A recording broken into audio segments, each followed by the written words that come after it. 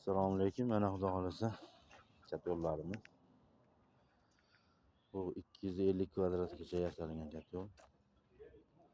10 xonagacha qo'yib olsa bo'laveradi. Uyga yasalgan. Ombor mana 40 kilogacha joyi bor. Qattiq sovuqlarda 25 kilo, 30 kilo yoqadi. Turbalar bu yog'i. Bu yog'i mana xotkasi 5 ga 5 profildan terilgan. İçida alanga yuradi, atrofida suv. Shuni hisobidan suv tezroq qizitib ekonom qilinadi. Hali kraska qilib ulgurilmadi. Kraskasini endi qilamiz xudo xolasa. Bu yoqda mana 3 sotiylik kat yo'limiz. 3 sotiylik kat yo'limizni mana xotka tomoni. Xotka tomoni 6 ga 6 profildan terilgan. Bu tomonlari mana omborin tepa tomondan ko'rinishi. Kat yo'llarimiz aqlli, ko'mirga, gazga moslashgan.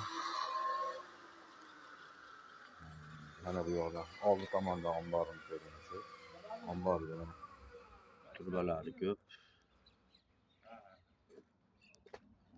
Eshiklari suvli bo'ladi. Bitta, ikkita, uchta eshigi.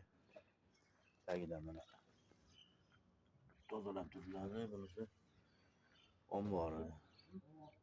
Omboriga ham turba terilgan. Kuyib ketmaydi.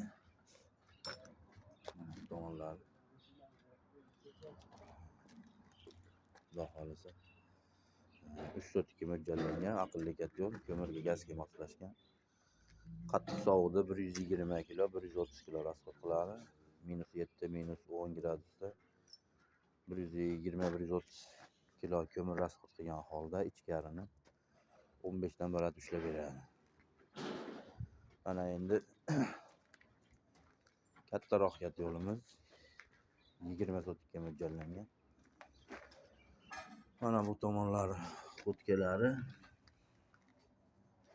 8 ga 6 profildan terilgan.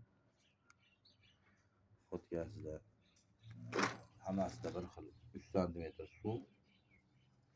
Buning ichida o't yuradi. Shuni hisobidan tezroq qizitib, tezroq chiqadi. Bu kat yo'limiz hali ishlari bor, qilinyapti. Mana bu yog'i ombordagi turbalarni tepadan ko'rinishi, tepadan bu eshik ochilgani sabab tozalash uchun.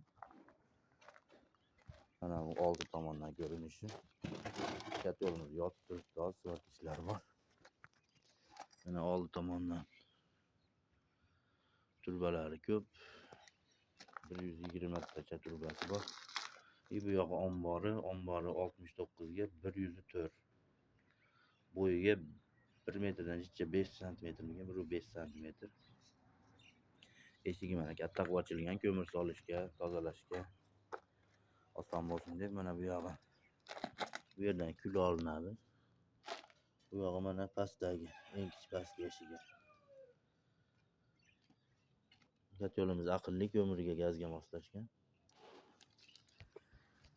Rosa qattiq sovuqda 500 kilo, 550 kilo rasxod qiladi. 20 sotikka. Shunda ichkarini 15 dan baland ushlaydi.